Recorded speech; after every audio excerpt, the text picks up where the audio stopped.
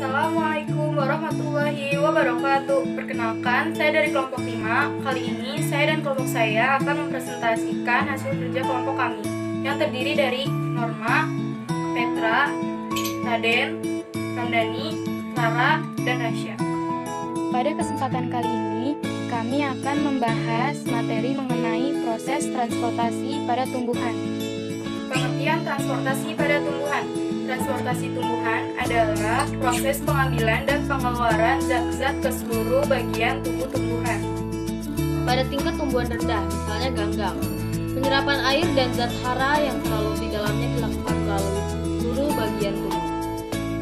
Pada tumbuhan tingkat tinggi, misalnya spermatopia, proses pengangkutan dilakukan pembuluh darah pengangkut yang terdiri dari xilem dan floem. Tumbuhan memperoleh bahan dari lingkungan untuk hidup berupa O2, CO2, air, dan unsur hara, kecuali gas O2 dan CO2. Zat diserap dalam bentuk larutan ion. Mekanisme proses penyerapan dapat berlangsung karena adanya proses ambisi, difusi, osmosis, dan transporatif. Ambisi merupakan penyusunan atau perserapan air ke dalam ruangan antar dinding sel, sehingga dinding selnya akan mengembang. Misalnya, masuknya air pada biji saat kecambah dan biji kacang yang diredam dalam air beberapa jam. Difusi ialah gerak menyebarnya molekul dari daerah konsentrasi tinggi atau hipertonik ke daerah konsentrasi rendah atau hiptonik.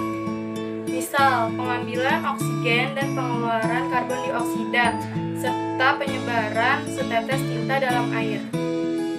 Osmosis, proses perpindahan air dari daerah yang berkonsentrasi rendah hiptonik ke daerah yang berkonsentrasi tinggi hipertonik melalui membran semipermeabel.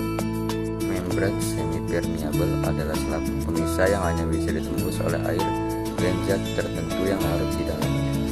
Keadaan tegang yang timbul antara dinding sel dengan dinding isi sel karena menyerap air disebut turgor, sedang tekanan yang ditimbulkan disebut tekanan turgor. Untuk sel tumbuhan bersifat selektif semipermeabel. Setiap sel hidup merupakan sistem osmotik. Jika sel ditempatkan dalam larutan yang lebih berat hipertonik terhadap cairan sel, air dalam sel akan teresap keluar sehingga menyebabkan sel mengkerut. Peristiwa ini disebut plasmolisis. Pengangkutan zat melalui xilem. Pengangkutan zat pada tumbuhan dibedakan menjadi 1. Pengangkutan vaskuler intravaskuler. Pengangkutan melalui bekas pembuluh darah pengangkut. 2. Pengangkutan ekstravaskuler. Pengangkutan air dan garam mineral di luar bekas pembuluh pengangkut. Pengangkutan ini berjalan dari sel ke sel dan biasanya dengan arah horizontal. Di dalam akar pengangkutan ini melalui bulu akar, epidermis, konteks, endodermis, dan xilem. Pengangkutan ekstravaskuler dibedakan menjadi 2, yaitu transportasi lintas amplas, menyusupnya air tanah secara bebas atau transport pasif melalui semua bagian tak hidup dari tumbuhan dalam kurung dinding sel dan ruang antar sel.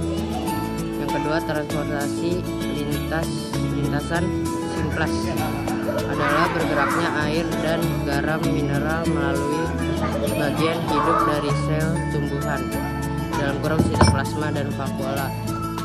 Air dan garam mineral akan diangkut ke daun melalui pembuluh kayu dalam kurung xilem. Komponen utama penyusun xilem adalah elemen pembuluh atau yang disebut trakea dan trakeit. Trakea dan trakeit merupakan sel-sel yang mati karena tidak mempunyai sitoplasma dan hanya mempunyai dinding sel. Trakea terdiri atas tabung yang berdinding tebal dan membentuk suatu pembuluh. Sel trakeit merupakan sel dasar penyusun xilem yang terdiri dari sel memanjang dan berdinding keras karena mengandung lignin. Pada beberapa tempat dinding sel trakeit terdapat bagian-bagian yang tidak menebal yang disebut nokta.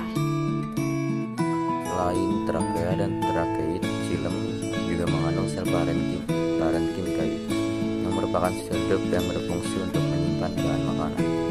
Xilem juga mengandung serabut kayu yang berfungsi sebagai penguat penyapa.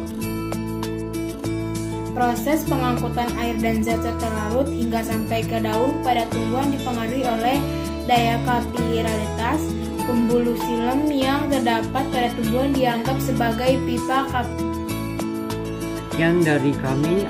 Wassalamualaikum warahmatullahi wabarakatuh.